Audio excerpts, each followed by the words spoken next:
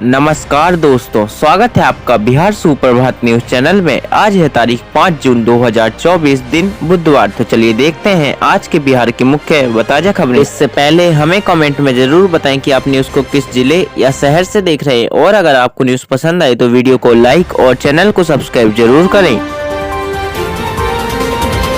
Monsoon ने पकड़ी रफ्तार, यूपी बिहार सहित इन राज्यों में समय से पहले होगी झमाझम बारिश। जी हां दोस्तों, देश में समय से 2 दिन पहले दस्तक देने के बाद मानसून की रफ्तार इस बार तेज है।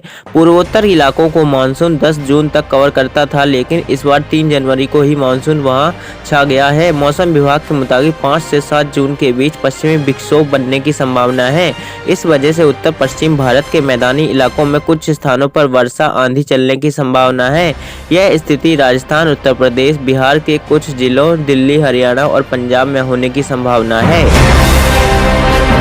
तो अब फिर नीतीश मोदी साथ साथ पटना से आ गया मैसेज, एनडीए अब टेंशन है फ्री। जी हां, जेडीयू प्रदेश अध्यक्ष उमेश सिंह कुशवाहा ने मंगलवार को कहा कि बिहार की जनता ने विकास और सुशासन की राजनीति पर विश्वास जताया है। एनडीए की ताकत के आगे इंडिया पूरी तरह से धराशायी हो गया है। जेडीयू प्रदेश अध्यक्ष ने कहा कि जनता ने वोट की ताकत से झूठ और दुष्प्रचार की राजनीति करने वालों को सबक सिखाने का काम किया है। लगातार तीसरी बार पूर्ण बहुमत के साथ केंद्र में नरेंद्र मोदी के नेतृत्व में एनडीए की मजबूत सरकार बनने जा रही है। बता दें कि चुनाव परिणाम आने के बाद से ही नीतीश कुमार को लेकर खूब चर्चा हो रही थी कि क्यों वो पलटी तो नहीं मारेंगे। हालांकि अब ऐसा होता नहीं दिख रहा है। जेडीयू के पटना कार्यालय से साफ हो गया है कि नीतीश मोदी साथ साथ हैं।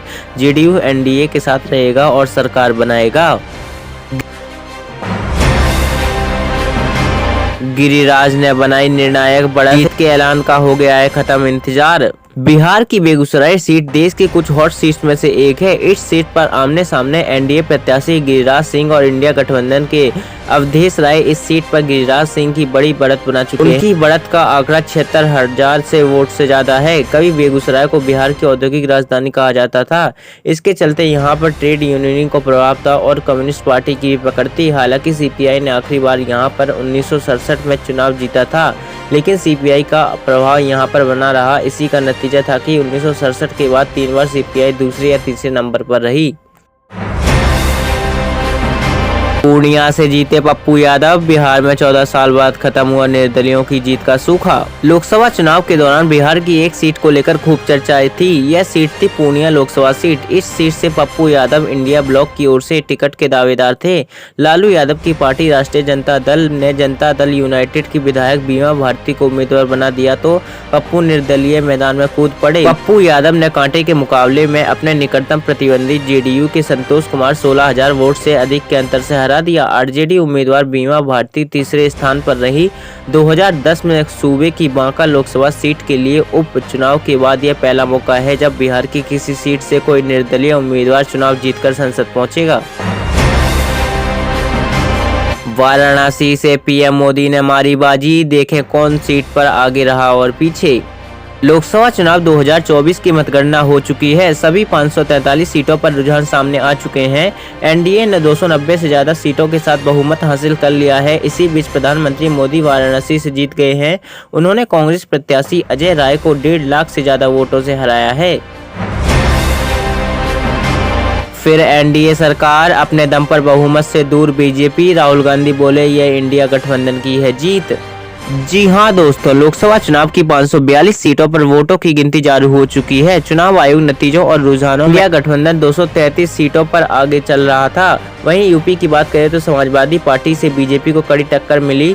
वहां सपा 36, बीजेपी 33 और कांग्रेस 7 सीटों पर आगे चल रहा था। महाराष्ट्र में इंडिया गठबंधन आगे थी। बीजेपी अपने दम पर बहुमत से दूर दिख रही थी।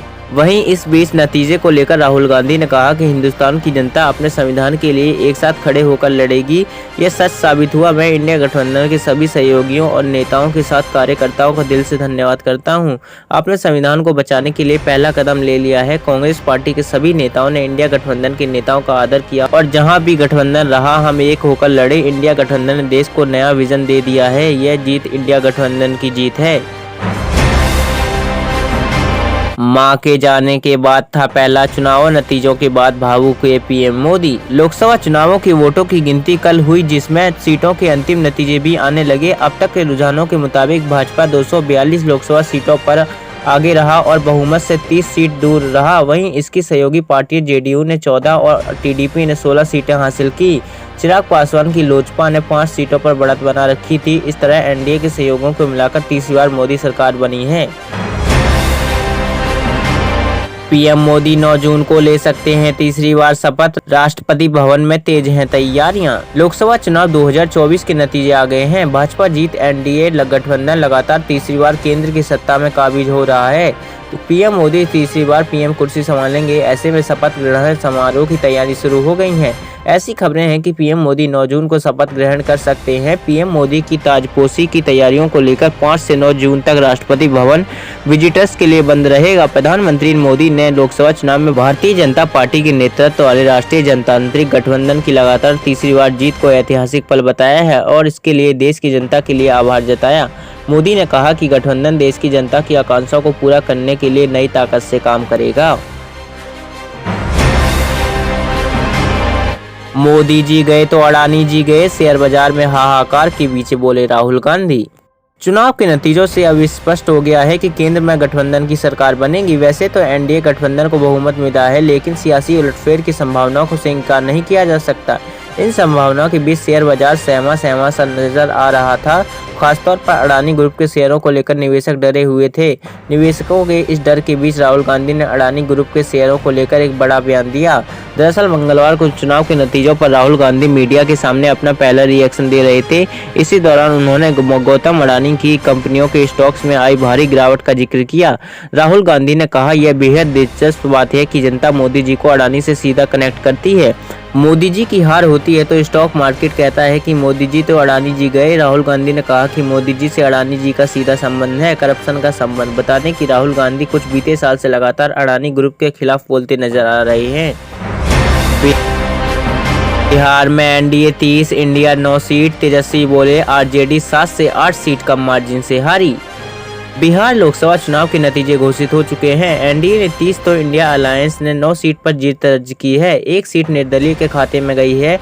एनडीए में बीजेपी और जेडीयू ने 12-12 सीटों पर जीत दर्ज की तो लोजपा रामविलास ने अपने कोटे की सभी 5 सीटों पर कब्जा जमाया।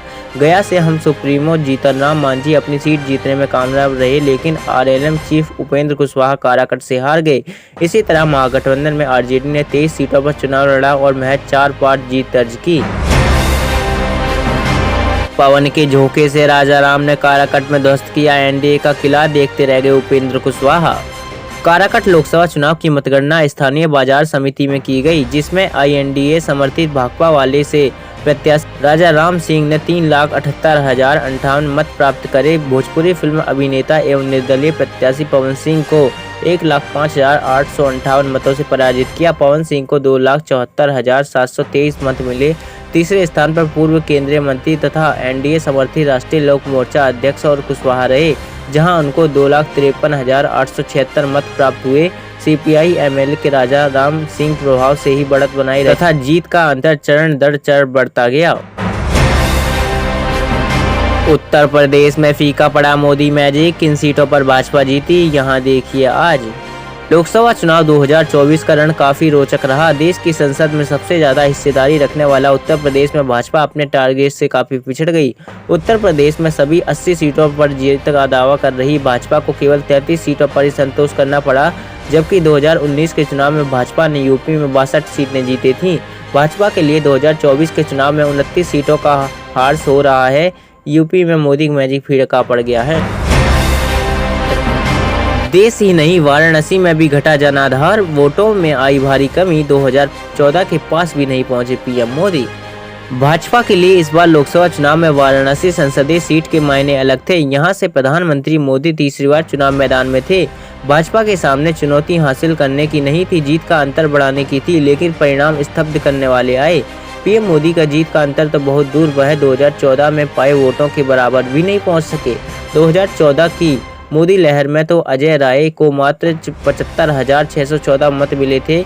उस चुनाव में मोदी को 5,81,022 वोट मिले थे और उन्होंने आप प्रत्याशी अरविंद केजरीवाल को 3,78,784 मतों से हराया था। इतना ही नहीं, मोदी इस बार 2019 में मिले वोटों से 61,000 वोट कम पा सके। तो ये थे आज के मुख्य और बड़ी खबरें। अगर आपको न्यूज़ पसंद आई हो तो वीडियो को लाइक और चैनल को सब्सक्राइब जरूर करें। धन्यवाद।